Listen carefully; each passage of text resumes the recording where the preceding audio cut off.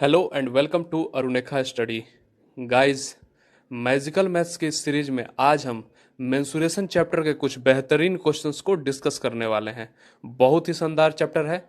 तो सबसे पहले आप चैनल को सब्सक्राइब कर लीजिए और बेल आइकन को प्रेस कर लीजिए और हमारे टेलीग्राम चैनल को भी ज्वाइन कर लीजिए, जहां आपको इसका पीडीएफ मिलेगा और ढेर सारी चीज़ें मिलती रहेंगी। तो चलिए शुरू करते हैं। Let's start the video now. So the first question is, a sphere of radius 9 centimeter is melted and recast into a small sphere of radius 2 centimeter each. How many such sphere can be made? सबसे पहले mensuration chapter के मतलब नाम सुन के ही सभी लोग डर जाते हैं कि उससे बहुत टफ टफ क्वेश्चन आता है या बहुत high level advanced level question आता है जो सॉल्व नहीं होगा, उसका डेटा बहुत अजीबोगरीब होता है। ऐसा कुछ नहीं है। एसएससी एग्जाम, आरआरबी एग्जाम, ऐसे जो एग्जाम है उसमें कभी टफ क्वेश्चन नहीं पूछता है मेंसुरेशन से। थोड़ा सा ट्विस्टेड करेगा क्वेश्चन को, क्वेश्चन सिंपल ही रहता है, बस ट्विस्ट कर देता है उसको, टफ नहीं कभी करता है। तो चलिए सॉल्व करते हैं। ये एग्जाम में ही पूछा हुआ क्वेश्चन है, ये एसएससी के एग्जाम में पूछा हुआ क्वेश्चन है। तो चलिए इसको सॉल्व करते हैं। क्या दिया हुआ है? Sphere of radius 9 centimetre. 9 centimetre का रेडियस है, रेडियस वाला स्फेयर है और उसको रिकास्ट किया गया है छोटे छोटे स्फेयर में, और उन स्फेयर का जो रेडियस है वो 10 सेंटीमीटर है। तो स्फेयर सीधा वॉल्यूम से हम दोनों को वॉल्यूम को डिवाइड कर देंगे तो नंबर ऑफ निकल जाएगा मेरा। तो शुरू में जो कांस्टेंट होगा वो तो कट जाएगा और बचेगा क्या? जो वेरिएबल है वो सब। तो 9 × 9 × 9 ये वेरिएबल है, 2 × 2 × 2। अब जो उसके पहले कांस्टेंट होता है पाई वगैरह ये सब जो है वो तो ऊपर नीचे दोनों कैंसिल हो जाएगा। अब ये हुआ, इसको मल्टीप्लाई किए तो ये कितना हो जाएगा? 7 × 9। ये कितना हो जाएगा? 8। डिवाइड कर रहे हैं 9 1.125 ऐसा कुछ आ रहा है। तो ये तो डेसिमल में आ रहा है, तो आप सोचेंगे कि डेसिमल में आ गया, मेरा आंसर गलत हो गया। ऐसा कुछ नहीं। एग्जाम में आपको इसी तरह से परेशान करने के लिए देता है। इसको अप्रॉक्स कितना हो जाएगा? इसका अप्रॉक्स 91 होगा, तो 91 आंसर हो जाएगा आपका। Next question is, a square cardboard with side 3 meter is folded through one of its diagonal to make a triangle. The height of triangle is. Question क्या बोल रहा है? एक स्क्वायर है, एक स्क्वायर है, ठीक। अब इसको हम डायगोनली क्या कर रहे हैं? फोल्ड कर रहे हैं, मतलब ये वाला पार्ट यहाँ पे हम लेकर आ रहे हैं, ठीक है। ये वाला पार्ट मोड़ को फोल्ड करके इधर लेकर आ रहे हैं। तो जब फोल्ड कर देंगे इसको तो ये एक ट्रायंगल का शेप हो जाएगा, ठीक। और ट्रायंगल का हाइट क्या होगा? ये वाला पार्ट हाइट होगा। तो ये वाला पार्ट है क्या? ये पार्ट जो है, ये जो हाइट यहाँ पे बन रहा है, ये है क्या? ये इस स्क्वायर का डायगोनल का हाफ है। मतलब ट्रायंगल का जो हाइट होगा वो क्या होगा? डायगोनल का हाफ होगा। अब हमको स्क्वायर का डायगोनल निकाल लेना है। स्क्वायर का साइड क्या है? 3 3, ठीक। हाइट डायगोनल कैसे निकाल लेंगे? क्या होता है? ये 90 डिग्री होता है। पाइथागोरस थ्योरम लगा सकते हैं यहाँ पे। तो डी क्या हो जाएगा? 3 का स्क्वायर प्लस 3 का स्क्वायर, यानी क्या हो गया? 9 और 9 18, डी स्क्वायर होता है। तो डी क्या हो जाएगा? √18। ओके, ये क्या हो जाएगा? 3√2। अब इसका हाफ मतलब हाइट क्या हो गया? d/2। ये क्या होगा? 3/√2 मीटर।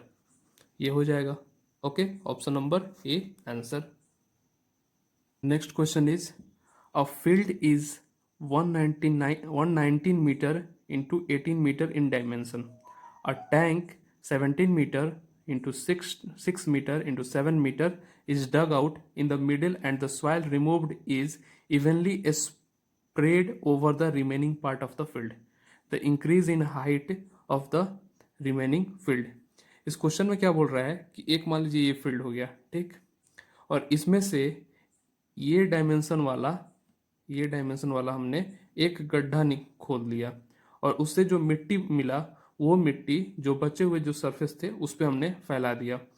तो फैलाने के बाद जो पहले जो हाइट थी उससे और अभी के हाइट में कितना इंक्रीज हुआ है, मतलब कितना डिफरेंस दोनों के हाइट में इंक्रीज कितना हुआ। ओके, तो सबसे पहली बात ये क्या है? उसकी लेंथ, ये ब्रेथ और ये डेप्थ, ठीक। लेंथ, ब्रेथ और डेप्थ। तो ये जो एरिया होगा वो एरिया इसमें से हम सब्सट्रैक्ट करेंगे सबसे पहले, तब तो रिमेनिंग पार्ट मेरा निकलेगा, ठीक। उसके बाद हम उसके वॉल्यूम से कंपेयर करेंगे, ठीक है।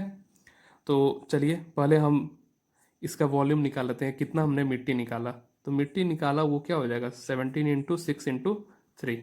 ओके, ये हमने मिट्टी निकाल लिया। ओके, इतना मिट्टी मेरा निकल गया। अब बचा हुआ फील्ड कितना होगा, 119 × 18 -17 × 6। ये बचा हुआ पार्ट है, रिमेनिंग एरिया ऐसे बोल सकते हैं। अब इस कैलकुलेशन को हम कुछ सिंपल करेंगे। सिंपल कैसे करेंगे, 17 × 6 को कॉमन ले लीजिए। यहाँ 17 और इसमें डिवाइड करेंगे तो कितना हो जाएगा, ये हो जाएगा 7, और 6 और इसमें डिवाइड करेंगे तो कितना हो जाएगा 3, और माइनस ये तो कॉमन ही ले लिए हैं 1, तो ये कितना हो जाएगा 20। 17 × 6 × 20, इतना एरिया बचा हुआ है। ओके, ये मीटर पर सेकेंड पर स्क्वायर हो गया, और ये सेंटीमीटर क्यूब हो गया। इतना हमने मिट्टी निकाला है। चलिए अब इस फील्ड पे हम इसको फैलाएंगे तो हाइट में इंक्रीज क्या होगा, तो ऐसे लिख सकते हैं 17 × 6 × 20, ये रिमेनिंग एरिया इंटू एच, ये वॉल्यूम हो जाएगा पूरा, और इस वॉल्यूम को डिवाइड कर देंगे यहाँ पे, तो ये और ये कैंसिल, ये और ये कैंसिल, तो एच कितना हो जाएगा इज इक्वल्स टू ये 1 होगा, क्योंकि यही तो हाइट, तो एच कितना हो जाएगा, H is equals to 3/20 metre. Okay, अब इसको सेंटीमीटर में बदल लेंगे, तो सेंटीमीटर में बदलेंगे तो क्या हो जाएगा 15 centimetre. Option number C answer. The next question is, one side of rhombus is 6.5 centimeter and one of its diagonal is 12 centimeter. What is the area of rhombus? तो सबसे पहले आप ये बताइए, देखिए रोम्बस होता क्या है, चारों साइड उसके इक्वल होते हैं, यही है रोम्बस, और आमने सामने वाले जो साइड्स होते हैं वो पैरेलल होते हैं, ऐसे होता है ना। चलिए ठीक, अब इसमें जो डायगोनल होते हैं वो एक दूसरे को मतलब बाइसेक्ट करते हैं एक दूसरे को। ओके, चलिए ठीक, और ये जो बाइसेक्ट करते हैं ये 90 डिग्री एंगल पे करते हैं बाइसेक्ट। ओके, ये भी प्रॉपर्टी होती है रोम्बस की। चलिए अब क्वेश्चन में क्या दिया हुआ है, डायगोनल एक्स 12 सेंटीमीटर दे दिया है, तो ले लीजिए इसको यहाँ से, ए बी सी और डी, ए सी 12 सेंटीमीटर है और ये ओ, तो ये हो गया 12 सेंटीमीटर, 12 लिख दिए, और वन साइड मतलब सब साइड तो इक्वल होता है 6.5। ओके, अब क्या करेंगे हम, अब इसका हाइट हम निकाल लेंगे, बहुत ईजी है क्वेश्चन, हाइट बस निकालना है हमको। तो ये ट्रायंगल अगर हम लेते हैं, ये इसमें ये क्या हो जाएगा 6 सेंटीमीटर हो जाएगा, ये 12 का हाफ होगा 6, और ये साइड निकालना है हमको, 6.5 का स्क्वायर इज इक्वल्स टू, ये इसको एच कर लेते हैं, एच स्क्वायर प्लस 6 स्क्वायर, यही होगा। ओके, ये होगा, तो एच स्क्वायर क्या हो जाएगा 6.5 स्क्वायर माइनस 6 स्क्वायर, इसको हम ए स्क्वायर माइनस बी स्क्वायर वाला फॉर्मूला आप लोग को याद है ना, बस उसको हम यहाँ अप्लाई करेंगे, 6.5 + 6 × 6.5 - 6, ईजी हो जाता है ऐसे क्वेश्चंस। तो ये कितना हो जाएगा, ये हो जाएगा 12.5 × 1.5, ये एच स्क्वायर हो गया, तो एच कितना हो जाएगा √12.5 × 1.5, मतलब 1.5 इसको ऐसे बोल देंगे। चलिए ये हो गया। अब ये यहाँ पे 0.5 होगा, 0.5 0.5। ओके, तो ये मल्टीप्लाई हो गया, कितना हो जाएगा, दोनों को मल्टीप्लाई करेंगे तो ये 6.25 हो जाएगा, और 6.25 का रूट क्या हो जाएगा 2.5, ये हाइट निकल गया। अब इस पूरे ट्रायंगल ए बी और सी, इसका एरिया बराबर area of A D C equal होगा, और इन दोनों का सम क्या होगा, पूरे रोम्बस का एरिया हो जाएगा। तो हम किसी एक का एरिया निकालेंगे, ट्रायंगल का एरिया का क्या फॉर्मूला होता है, हम पूरे रोम्बस का ही एरिया निकाल लेते हैं, 2 एरिया ऑफ ए बी और सी। तो टू इंटू ट्रैंगल का 1/2 इंटू बेस इंटू हाइट, तो बेस क्या हो जाएगा, ये पूरा बेस हो गया 12, हाइट क्या हो गया यहाँ पे निकाले हुए हैं 2.5, ये 2 और ये 2 कैंसिल, और इन दोनों को मल्टीप्लाई किए तो कितना हो जाएगा 30 सेंटीमीटर स्क्वायर। ओके, तो option number C answer. The next question is find the weight of a solid cylinder of height 35 centimeter and radius 14 centimeter if the material of cylinder weighs 8 ग्राम पर centimetre cube. अच्छा, तो हमें उसका wait निकालना है, ठीक है। तो पहले वॉल्यूम निकाल लेंगे तब वेट निकलेगा, ठीक है। तो वॉल्यूम निकालते हैं, वॉल्यूम क्या हो जाएगा, सिलेंडर का volume pi R square H. तो पाई क्या होता है 22/7 इंटू आर कितना है 14 सेंटीमीटर, 14 इंटू 14, और हाइट कितना है 35 लिख दिए, ये किए ये 2। ओके, अब इतना आ गया मेरा, तो इसको ऐसे ही लिख देते हैं, इसको 44 लिख देते हैं, ये 2 मल्टीप्लाई करके 14 और 35 सेंटीमीटर क्यूब। अब चलिए, अब हमको क्या वेट निकालना है, वेट निकालना है ना, तो वेट निकालते हैं।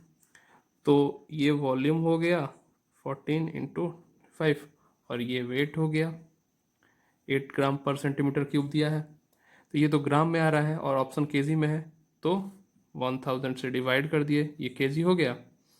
चलिए अब देखिए, अब यहाँ फंडा ये है कि हम जीरो को कैंसिल कैसे करें, ठीक।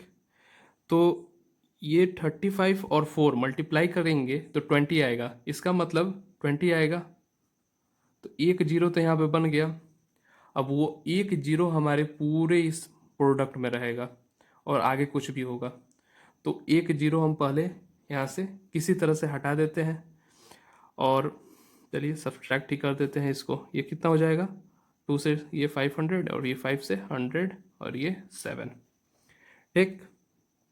अब चलिए अब मल्टीप्लाई करते हैं इसको, डेसिमल प्लेस 2 होगा, 2 डेसिमल प्लेस ऑप्शन ए और ऑप्शन डी में दिख रहा है, ऑप्शन बी और ऑप्शन डी कैंसिल। अब इसको मल्टीप्लाई करते हैं, हम पूरा मल्टीप्लाई नहीं करेंगे, बस यूनिट डिजिट मल्टीप्लाई करेंगे। 8 और 7 मल्टीप्लाई किए तो क्या आता है 56, 56 में क्या यूनिट डिजिट होगा 6, 6 और 7 मल्टीप्लाई करते हैं 42, 42 में यूनिट डिजिट क्या है 2। ओके, 2 और 4 मल्टीप्लाई करते हैं क्या आएगा 8, 8 में यूनिट डिजिट 8। अब यूनिट डिजिट देखो 8 में किसका है, ए और सी में ए का है, आंसर ए हो जाएगा, option number A answer. The next question is the length of longest pole that can be placed in a room 16 meter long, 8 meter wide and 11 meter high is। मतलब एक रूम है, उसकी dimension दी हुई है 16 into 8 into 11, और उसमें बोल रहा है कि लॉन्गेस्ट पोल क्या होगा। तो सोचिए पूरा वो एक क्यूबाइड हो गया, और क्यूबाइड के डायगोनल में हम रख दें पोल, तो सबसे लंबा पोल वही होगा, लेंथ वाला, सबसे लंबा लेंथ वाला। तो क्यूबाइड का डायगोनल निकालेंगे, क्या होगा फार्मूला, √16 का स्क्वायर प्लस 8 का स्क्वायर प्लस 11 का स्क्वायर, यही होगा। चलिए इसको हम निकालते हैं, तो 16 का स्क्वायर कितना हो जाता है बताइए, 16 का स्क्वायर हो जाएगा 256। ओके, 8 का स्क्वायर, 8 का स्क्वायर हो जाएगा 64 और 11 का स्क्वायर 121। इसको सम करेंगे, ठीक है। पहले हम सबसे पहले यूनिट डिजिट सम करके और देख लेते हैं क्या होता है। 6 और 4 ऐड करेंगे 10, 10 और 1 ऐड करेंगे 11, यूनिट डिजिट में 1 आ रहा है। किसके स्क्वायर के यूनिट डिजिट में 1 आता है, या तो उसके यूनिट डिजिट में 1 होना चाहिए या 9 होना चाहिए, तो 1 और 9 दो ऑप्शन कैंसिल पहले ही। ओके, चलिए अब आगे बढ़ते हैं। अब इसको ऐड कर लेते हैं, क्योंकि अब 2 है तो 2 को डिटरमिन करना ऐसे इजी नहीं होगा, ऐड ही कर लेते हैं।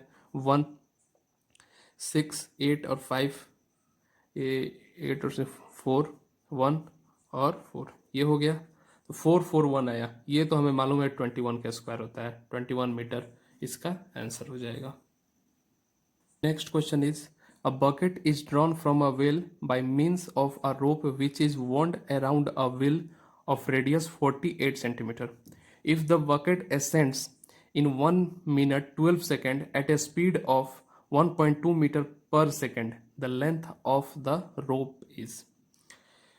सो क्वेश्चन बहुत लंबा है, बहुत कुछ कुछ लिखा हुआ, बहुत सारा चीज़ लिखा हुआ है, और हमको तीन चीज़ दिख रहा है, रेडियस दिख रहा है, टाइम दिख रहा है, और स्पीड दिख रहा है, और लेंथ पूछा हुआ है।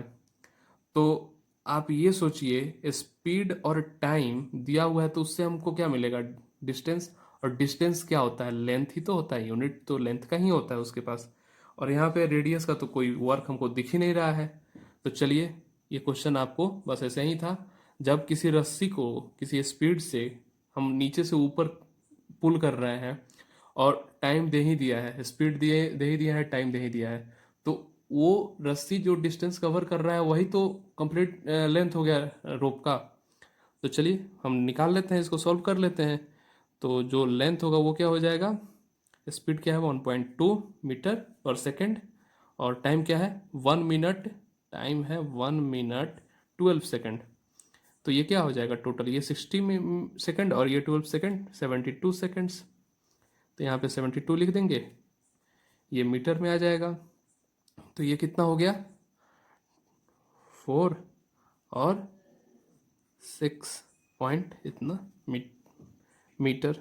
ओके, अब यहाँ हम देख रहे हैं तो सारे चीज़ तो सेंटीमीटर में दिया हुआ है ऑप्शन, तो इसको सेंटीमीटर में कन्वर्ट कर लेते हैं, ये हो जाएगा सेंटीमीटर, 100 से मल्टीप्लाई कर देंगे तो ये आ जाएगा option number D answer. The next question is, a tall rectangular vessel is half filled with water. The base dimension of vessel is 62 centimeter into 45 centimeter. A heavy metal cube of age 15 centimeter is dropped into the vessel. The rise in level of the vessel is.